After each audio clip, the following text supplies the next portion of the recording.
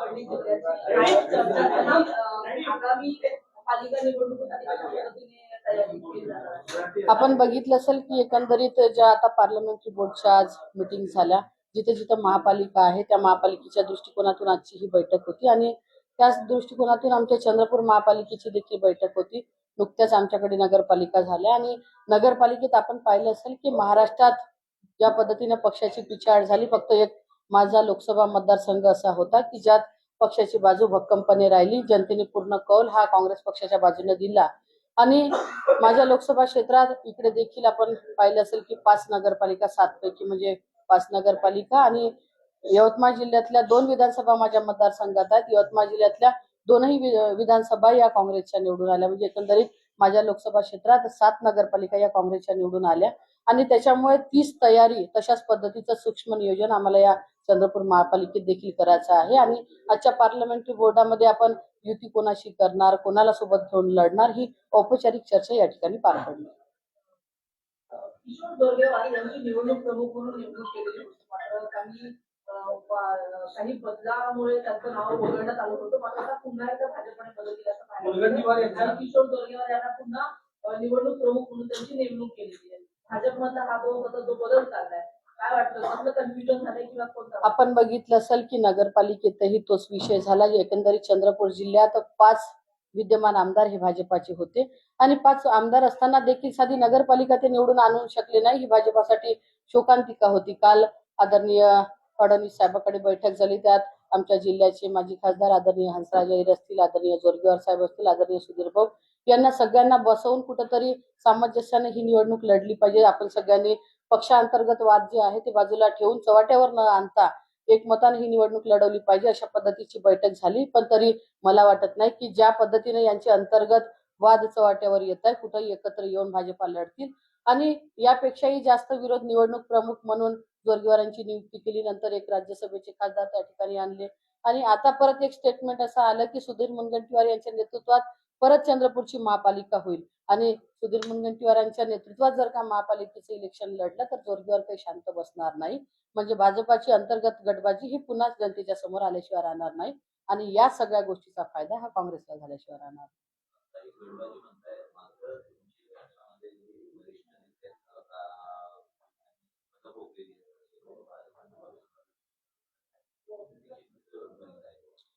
हे पहा, शेवटी आपण पक्ष सोडायचा किंवा पक्ष राजा हा त्यांचा अंतर्गत विरोध आहे, पण जे माणूस पक्ष सोडून जात आहे तो पक्षाचा कधी होऊ शकत नाही आणि आम्ही स्पष्टपणे सांगितलं की जे जात आहे त्यांना आम्ही अडवणार नाही आणि जे येत आहे त्यांचं स्वागत पक्षामध्ये आहे.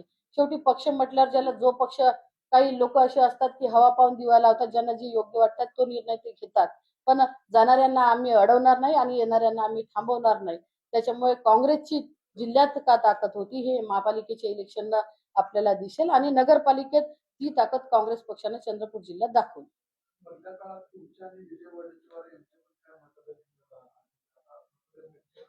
मतभेद हे अंतर्गत जरी असले तरी शेवटी पक्षाचा विषय जिथं आला तिथं आम्ही सोबत आहोत. आदरणीय विजय वडेट्टीवार हे आमच्या जिल्ह्याचे नेते आहे, त्या जिल्ह्याची मी खासदार आहे आणि महापालिकेत ज्या पद्धतीने आता नगरपालिका आम्ही सोबत राहून सोबत तिकिटा वाटून नगरपालिकेच्या निवडणुका लढवल्या आणि आम्ही ते दाखवून देखील दिलं की पक्षांतर्गत वाद आमचा अजिबात नाही आणि तो वाद कुठेही चव्हाट्यावर देखील आला नाही.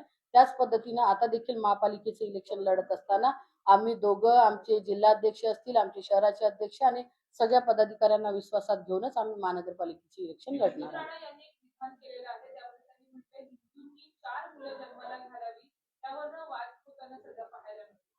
आपण बघितलं असेल की जेव्हापासून भाजपाचं सरकार मागील 11-12 वर्षापासून केंद्रात आहे आणि राज्यात आहे, ज्यांनी एक मुलं जन्माला घातली, ज्यांच्याकडे 2 मुलं आहे, जे बापाच्या खांद्याला खांदा लावून आज ज्यांच्या बेरोजगारीचा प्रश्न सगळीकडे उद्भवलाय, एका मुलाचं शिक्षण असतील किंवा त्याच्या रोजगाराचा विषय आपण मार्गी लावू शकत नाही आहोत, तर 4-4 मुलं जन्माला घालून खरंच त्याचं पालन पोषण आपण करू शकतो का, याचा देखील विचार आपण या ठिकाणी सुजाण नागरिक म्हणून खऱ्या अर्थाने केला पाहिजे. कोण काय वक्तव्य करता याच्यापेक्षा आपण आपलं कुटुंब कसं सांभाळलं पाहिजे याचा विचार या ठिकाणी केला पाहिजे.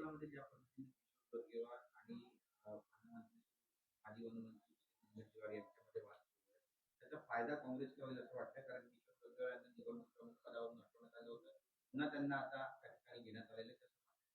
शेवटी भाजपामध्ये हे नाराजीचे नाट्य प्रत्येक इलेक्शन आले की त्या इलेक्शन मध्ये सुरूच असते. पण शेवटी ती भाजपा आहे. सगळ्यांना एकत्रित बसवून इलेक्शन कसं लढायचं हे देखील भाजपाला माहित आहे.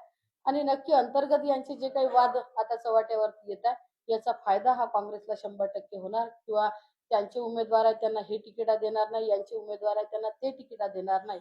आणि यात कुठेतरी काँग्रेसचा फायदा 100% आमच्या पक्षाला होणार हे प्रामाणिकपणे मी या ठिकाणी सांगतो. प्रकाश आंबेडकर यांच्यासोबत वंचितसोबत युती करण्यासाठी अनेक ठिकाणी प्रयत्न केले जात आहेत.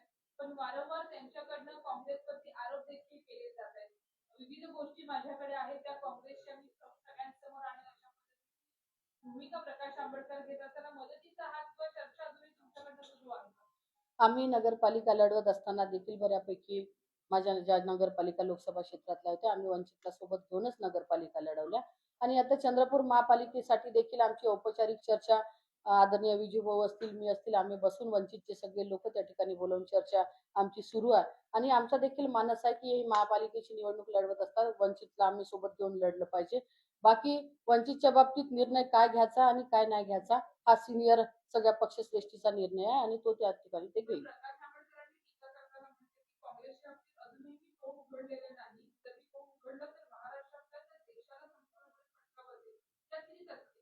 नाही, त्याच्या बाबतीत त्यांना का बोलायचं आहे ते त्यांनी बोललं पाहिजे. शेवटी कुठलाही पक्ष असला तरी पक्षांतर्गत त्यांचे काही ना काही विषय असतात की तो म्हणते मी त्याचे विषय काढणार, तो म्हणते मी त्याचे विषय काढणार.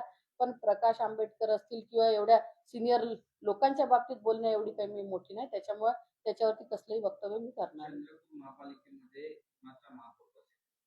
100% आपण बघितलं असेल की जेव्हा 2012 मध्ये महापालिकेची स्थापना झाली तेव्हा पहिला म्हणजे महापौर हा काँग्रेसचा होता. मागील 10 वर्षापासून भाजपाचा महापौर त्या ठिकाणी आहे. कारण चंद्रपूरमध्ये देखील काही अंतर्गत वाद हे पक्षांतर्गत होते आणि त्याच्यामुळे भाजपाचा महापौर त्या ठिकाणी आला. पण आता तसा कुठलाही वाद पक्षात नाही आहे. चांगल्या पद्धतीचं सूक्ष्म नियोजन या महानगरपालिकेचं आम्ही केलं आणि मी विश्वासाने या ठिकाणी सांगतो 100% महापौर हा काँग्रेस पक्षाचाच त्या ठिकाणी बसेल. थँक्यू.